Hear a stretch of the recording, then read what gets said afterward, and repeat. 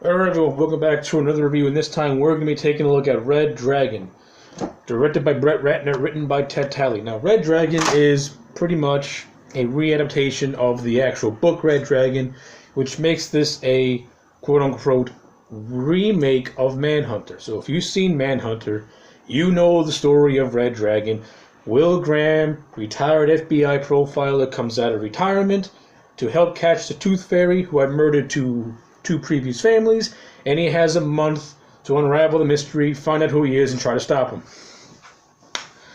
And that's the story of Red Dragon in a nutshell. A very, very condensed version of the Red Dragon in a nutshell. Okay, so that's the recap. Let's talk about Red Dragon, because there are differences, some differences between Red Dragon and Manhunter, and it reinterprets some characters a little bit differently, done through the writing of the script and through how the actors portray these characters. For example, we'll take a look at Will Graham, played this time around by Edward Norton. Now, when William Peterson played him in Manhunter, you kind of got this notion that this guy Graham, there's something not right with him. You know, he's very brooding. You know, he looks like someone that can just snap at any moment. That's how as far as his psyche is. And of course, William Peterson played that version of Will Graham to perfection. Edward Norton, on the other hand, plays Will Graham differently. He plays Will Graham as someone who is very much in control of his mental faculties, very much in control of very much in control of almost everything in terms of his mental psyche and stuff like that. He's someone who is, he's that typical hard-nosed, good cop who will do whatever it takes to catch the villain he's going after, with no psychological torment at all within him. Now, does that make for an interesting character? No. Does that mean the performance is bad? Absolutely not. Ed Norton pulls in a great performance as Will Graham. He's a very strong performance of Will Graham. I like the chemistry he has with Harvey Keitel. I love the scenes he and Hopkins share. They have such a great rapport with one another. Anthony Hopkins just returns in his final portrayal as Dr. Lecter in Red Dragon, and we actually get to see a scene. We actually get to see the scene of how Will Graham catches Dr. Lecter, and it's the first 10 minutes of the movie, and it's a great opening to the movie. And it's a great opener to the movie too. We establish the backstory between Lecter and Graham, so that later on in the film, when Graham goes to Lecter for help, we have a connection already. We see the story play out. We saw the confrontation between the two play out. There is a lot of hatred, but also a lot of respect between the two. And Hopkins and Norton play off each other very, very well. I like it a lot. Okay, let's go on to Francis Dollarhide, the Red Dragon, the Tooth Fairy. Played by Tom Noonan in Manhunter. This time around, he's played by the excellent Ralph Fiennes, who turns in a spectacular job in this movie.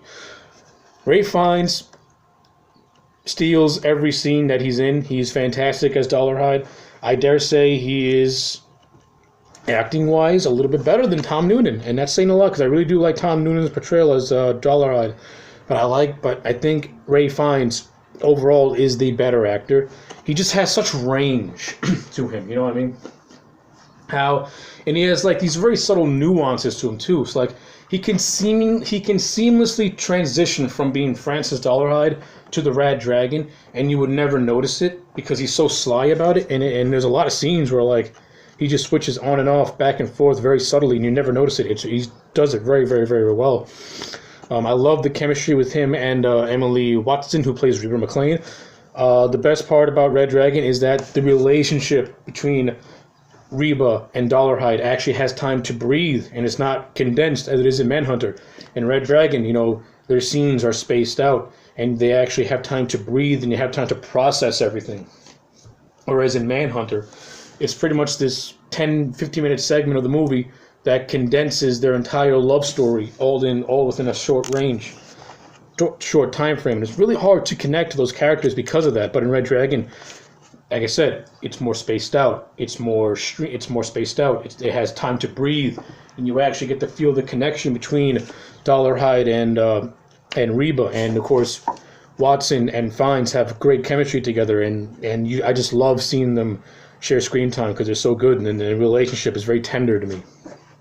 Of course, like, and this movie does a good job at, like, it makes you fear Dollarhide, but it also, you feel a little bit of sympathy for him, because unlike Manhunter, we do get backstory for Dollarhide, and we find out that he was abused by his grandmother, who would call him a filthy little beast and would threaten to castrate him and things like that nature.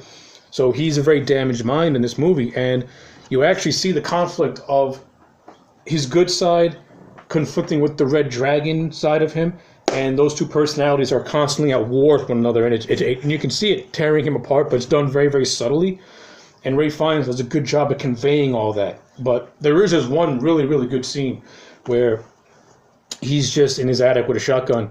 He threatens to kill himself because the Red Dragon wants him to kill Reba. And it's just done very, very, very well. And pretty much Ray Fiennes is just acting with himself, and he does a spectacular job. Ray Fiennes, one of the strongest portrayals in this film. He does a great job. You have Philip Seymour Hoffman taking over the role as Freddie Lounds, and I love Philip Seymour Hoffman. He passed on way too soon. Very talented actor, and I like the way he plays Hoffman. I love how he plays Lounds as just this pompous, arrogant prick. Stephen Lang played him like a typical 80s sleaze, but Hoffman played him as like this pompous prick who you just want to punch in the face. But at the same time, when Dollarhide kidnaps him and straps him to the wheelchair, you are afraid for this man. You are afraid for Lounds, and you're just eagerly waiting to see what happens to this poor guy, and when you see it, you're horrified by it. And I love the scene how, like, everyone in the FBI is like listening to the tape of pretty much Freddie Lounds being killed and being mutilated by Dollarhide, and the reactions they have to this. It's like these are buttoned down people who are horrified by what they're listening to on this tape recorder. They're literally hearing a man screaming for his life and pretty much dying, and they just can't process that information because it's just so real to them, which I think is really, really, really, really done exceptionally well. This movie is exceptionally well made. Brett Ratner directed this thing, as I said before, and he does a underrated job. He does a really good job at directing this movie. His shots are well done. The way he directs his actors is really, really great. He knows what he's doing. Of course, Brett Ratner is not known for making dramatic pieces like Red Dragon, so like when you see Brett Ratner's name on this thing, you're thinking, oh my god, this is the guy that ruined X-Men. But let's not give Brett Ratner a disservice. The man's a solid director. He does a good job with this movie, and he actually proves with this movie that he can direct dramatic thrillers to a T. He does a phenomenal job. And of course, you got Dante Spinotti, who was the DP of Manhunter. He comes back to do Red Dragon, and just like in Manhunter, does a spectacular job. The way Spinotti lights up his shots, this is a gorgeous looking movie. The colors that just stand out. They're very vibrant. Everything about this movie. The movie looks so pretty. It's a really, really well done movie. Really well shot movie. There's this beautiful scene where Graham is investigating the Leeds house, and you get like this blue hue that pretty much he's engulfed in, and it looks spectacular. Beautifully shot movie. Brett Ratner and Dante Spinotti are an exceptional combination when it comes to a production. They did a great job making this movie look good, and Brett Ratner did a good job of directing his actors to get the best performances that he can. Now, there are some actors that are a little underutilized. You got Mary Louise Parker, who plays Will Graham's wife. I kind of like Mary Louise Parker a little over Kim Greist. I think Louise Parker is a better actress.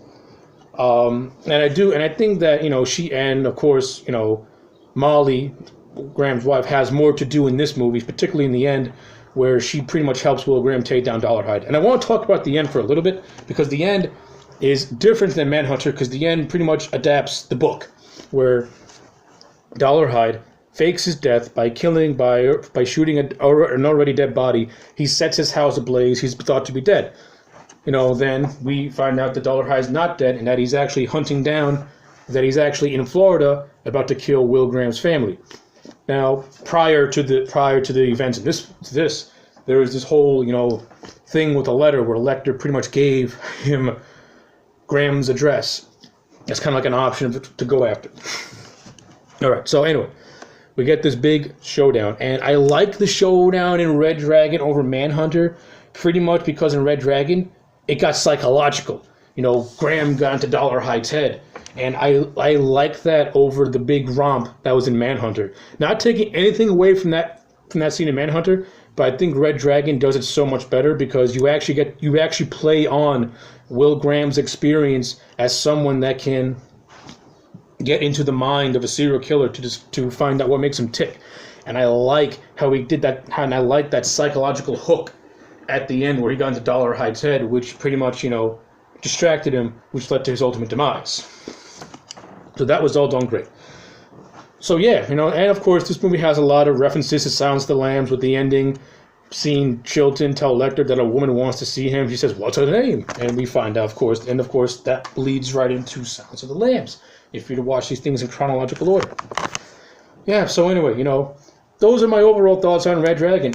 Overall, I kind of like Red Dragon better than Manhunter in terms of how it tells the story, in terms of the actors, which is not giving a disservice to Manhunter, because the actors in that movie bring their A game, but I think Red Dragon had better actors. I mean, you have Hopkins, Norton, Ray Fiennes, Harvey Keitel, who played Travis Crawford.